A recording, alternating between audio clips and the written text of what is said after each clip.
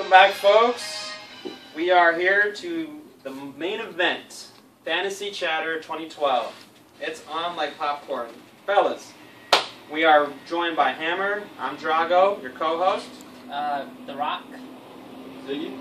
So, let's do it up. Let's get to business. Top running backs. We'll start with the running backs. Most fantasy formats, 2 RBs, 2 wide receivers, 1 QB, a tight end, defense kicker, and a nice healthy bench. RBs, clearly number 1 this year. Generally most years. This year the QBs are kind of making us crashing the party a little bit. So we're going to stick to running backs. First pick, snake style draft, all the way to 8th pick back. Go for it. Foster. Number 1 pick? All fantasies? Most.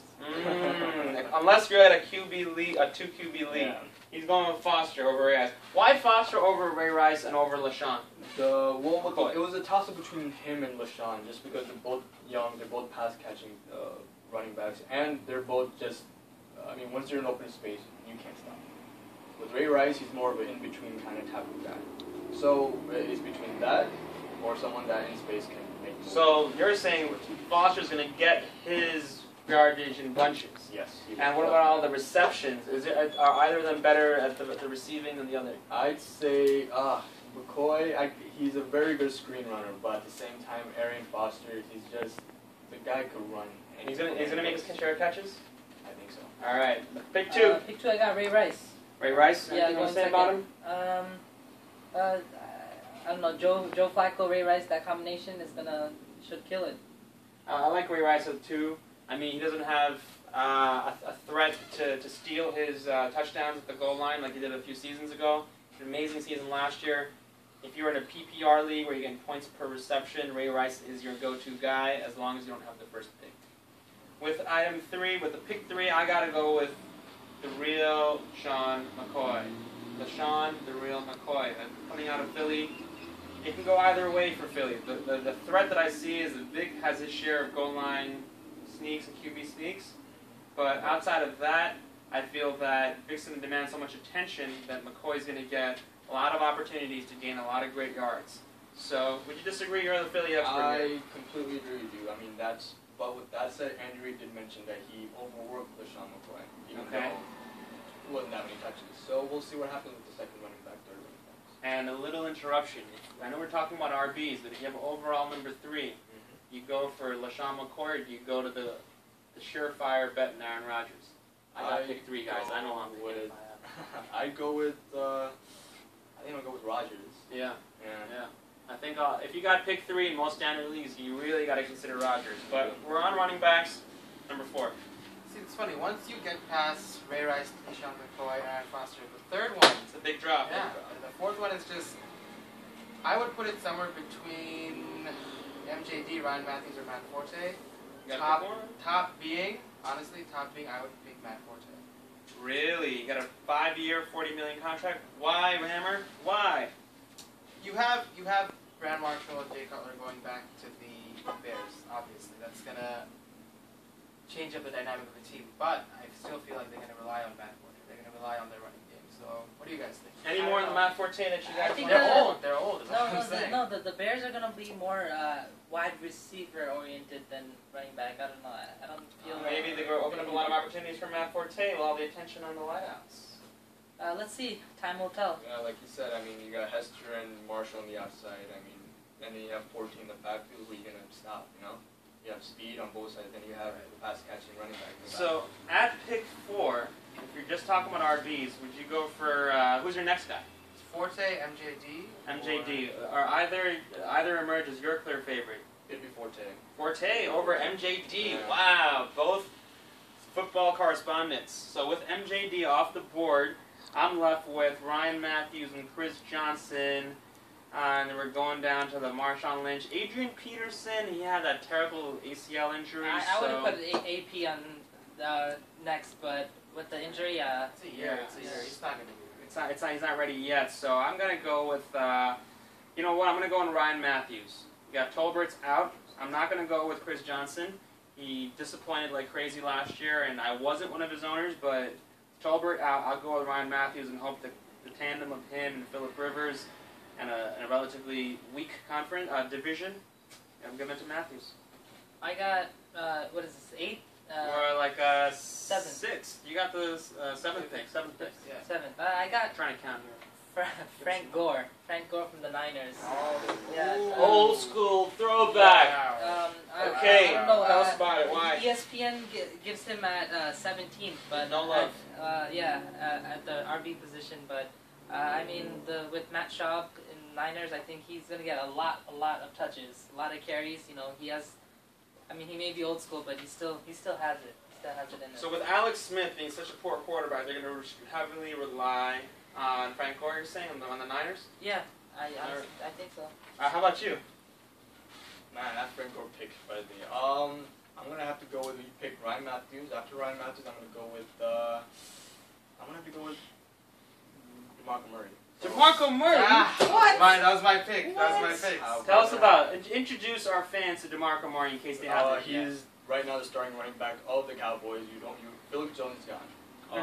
Felix Jones is gone. Okay. They're both the backup running backs that used to take carries away from DeMarco Murray are gone. Once Murray became the starter last year with the Cowboys, and once Romo went down, all he did was hand the ball to Murray. All he did was produce. And surprisingly, most of his runs were just really long touchdowns, and he's a quick guy, and you can't go wrong with that. So you've heard it here first. Our experts from Sports Chat, we got Arian Foster, Ray Rice, Sean McCoy, Matt Forte, MJD, Ryan Matthews, Frank Gore, DeMarco Murray. Anyone rounding out the final 2 in the top 10? I like Darren McFadden, guys. I wish Darren McFadden was showing up, and the other sleepers out there. Jamal Charles. ACL injury. Is he ready? He had an ACL injury week 1 last year. Week 1 or 2. Yeah. So it's been a year. We'll see. And on top of that, he's going to be getting carries away because of Peyton Hillis. So they could do a whole like they did with the Chiefs 2 years ago with I forgot Thomas Jones. Okay. And Jamal Charles. They both produced. One by committee action style, huh? How about you, Rock? I got. Final it out. I'm gonna go with the Panther, D'Angelo Williams. He can. I think he's got it. Panthers. Would you rather get D'Angelo Williams first or Jonathan Stewart? And they have a little crowding there. I think they got a third. They do have a third. I'd go with Stewart just because he's young and he's more of a pass catcher. Pass catching really gets to me. So you're saying Stewart's leapfrogged D'Angelo Williams? He did, yes. You heard it here first. Let's see if that happens. So, last question. If you're in a bind, you already got a QB in your first round and you're in your second round, late second round, who are you going to go for? Frank Gore, Steven Jackson, Darren McFadden. These are the types of tough season-changing decisions you have to make. Go with McFadden, but he's injury prone. You have to look at matchups and schedules. Yeah. Okay. It's gonna be tough, but I got a time check, and we got to move on to QBs. So we're gonna take it back to Hammer. First QB, right. You got the first QB. We're only doing QBs. Go for it. I'll take Rodgers. Rodgers. A No-brainer. lot of questions arise about Breeze, Brady. We had the whole Bounty Gate fiasco down in New Orleans. I'm gonna have to go with Brady on this one. He has a chip on his shoulder. He had the giant spoilers party once again.